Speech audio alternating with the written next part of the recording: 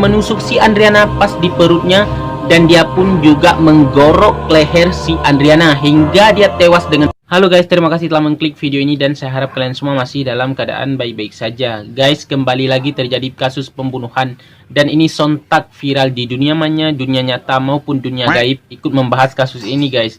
Dimana korban ini berasal dari luar negeri ataupun warga negara asing yang tinggal di Indonesia dan menetap di Indonesia dan bekerja di Indonesia, dan dia dibunuh oleh warga negara Indonesia. Lantas apa sih yang menyebabkan hingga terjadinya kasus pembunuhan ini guys? Padahal wanita asing ini sangat cantik, kenapa tidak dinikahin, kenapa harus dibunuh? Oke guys, sebelum kita melanjutkan ke pembahasan akan kita bahas, saya ingin bertanya dulu nih pada kalian, apakah kalian punya minat, punya keinginan untuk memiliki pasangan yang berasal dari luar negeri atau produk-produk impor? Jika kalian punya keinginan, apa sih yang ingin kalian lakukan dan apa sih yang membuat kalian mempunyai keinginan tersebut? Kalau saya sih jelas ya guys, saya sangat mengimpikan kalau bisa saya kelak berjodoh dengan wanita luar negeri. Tapi saya tidak tahu apakah keinginan saya ini akan terkabulkan atau memang khayalan saya yang terlalu tinggi. Dan saya sih tidak harus juga untuk terlalu terobsesi harus memiliki wanita yang berasal dari luar negeri atau produk-produk impor guys. Karena produk lokal sendiri juga memiliki kualitas yang bolehlah. Tapi intinya sih guys, saya hanya perlu berusaha ataupun perlu berdoa. Di setiap sujud, setiap lentangan tangan saya terlalu mengharapkan kelak saya diturunkan seorang wanita yang berasal dari luar negeri. Boleh saja di daerah manapun, kalau bisa sih di daratan Eropa ya guys, karena ini real untuk mengubah keturunan. Dari keinginan saya sih jelas ya, ada motifnya untuk ada keturunan yang lebih berkualitas gitu loh guys. Tapi saya tidak harus terobsesi terlalu tinggi juga. Ya, apa salahnya sih mengimpikan atau mengharapkan, moga-moga terkabulkan. Kalau memang terkabulkan itu berarti bonus yang diberikan Tuhan kepada saya. Amin. Jadi guys, kasus pembunuhan wanita bule yang cantik ini dibunuh di daerah Jimbaran, Bali, dan yang membunuh adalah seorang warga negara Indonesia. Dan sebenarnya mereka berdua ini memiliki hubungan sebagai kekasih guys. Jadi ada rasa cinta di antara mereka. Ini bukan karena cintanya ditolak, namun karena memang di antara mereka ini pernah memiliki hubungan. Jadi ini bukan karena cinta ditolak, namun ada sebuah konflik yang terjadi di antara mereka. Ya bisa dibilanglah cinta yang berakhir di ujung parang guys. Jadi apa sih motif si pelaku ini hingga tega membunuh orang yang dia cintai ini guys? Di sini sama-sama kita akan membahas di story horror.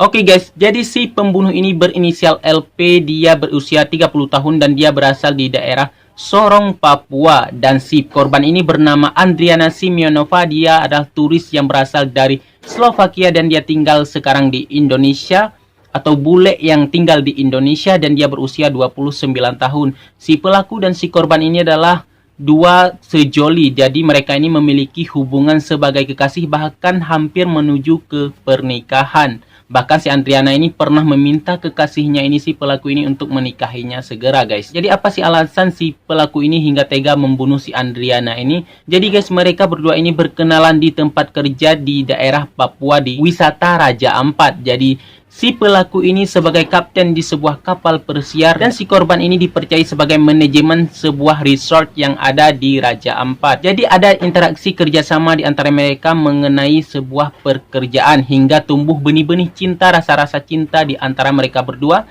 dan mereka pun menjalin hubungan percintaan hingga sampai 3 tahun guys. Jadi pada tahun 2020 mereka memutuskan untuk pindah ke Bali karena pengaruh pandemi. Jadi ada sedikit masalah karena pengaruh pandemi pada pekerjaan mereka yang ada di Raja Ampat, dan mereka pun memutuskan untuk tinggal di Bali dan menjalani aktivitas pekerjaannya secara daring ataupun secara online. Jadi selama tinggal di Bali pada tahun 2020, dan mereka pun seiring berjalannya waktu dan di pertengahan jalan hubungan mereka mengalami konflik guys, hingga si wanita asing ini memutuskan si pacarnya ini guys, karena adanya sebuah konflik yang mungkin memang tidak bisa untuk diredam lagi oleh si wanita ini, hingga dia memutuskan untuk memutuskan si kekasihnya ini, guys. Jadi si kekasih ini tidak menerima apa yang telah diambil oleh si kekasih wanitanya ini, telah memutuskan dia secara sepihak. Jadi karena mungkin memang ada kesalahan yang dilakukan oleh si lelaki ini pun berupaya untuk meminta maaf kepada si wanitanya.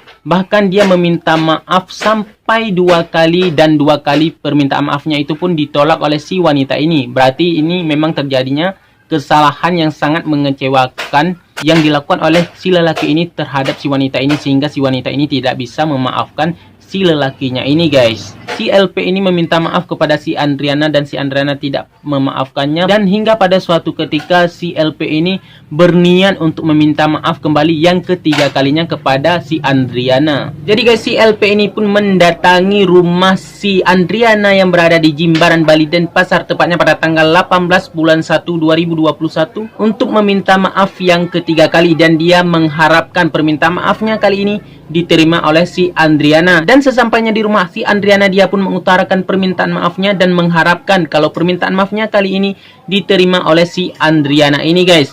Namun kedatangan dia ini terasa sedikit lebih tragis karena dia membawa sebilah pisau di belakangnya yang disembunyikan dari si Andriana. Dan sesampainya dia di sana, dia mengutarakan permintaan maaf kepada si Andriana, dan kembali lagi si Andriana menolak permintaan maaf yang dilakukan yang ketiga kali oleh kekasihnya ini, guys. Dan si LP ini merasa sakit hati kepada kekasihnya ini karena permintaan maafnya ini kembali lagi ditolak oleh si Andriana ini, guys. LP ini merasa kalau usahanya untuk meminta maaf yang ketiga kali ini tidak dihargai oleh si Andriana, guys. Hingga dia menaruh rasa sakit hati, dan dia pun mengambil pisau yang memang sudah direncanakannya. Jika maafnya tidak diterima, maka dia akan membunuh si Andriana. Dan benar saja, guys, dia pun menusuk si Andriana pas di perutnya, dan dia pun juga menggorok leher si Andriana hingga dia tewas dengan bersimpah darah di dapurnya.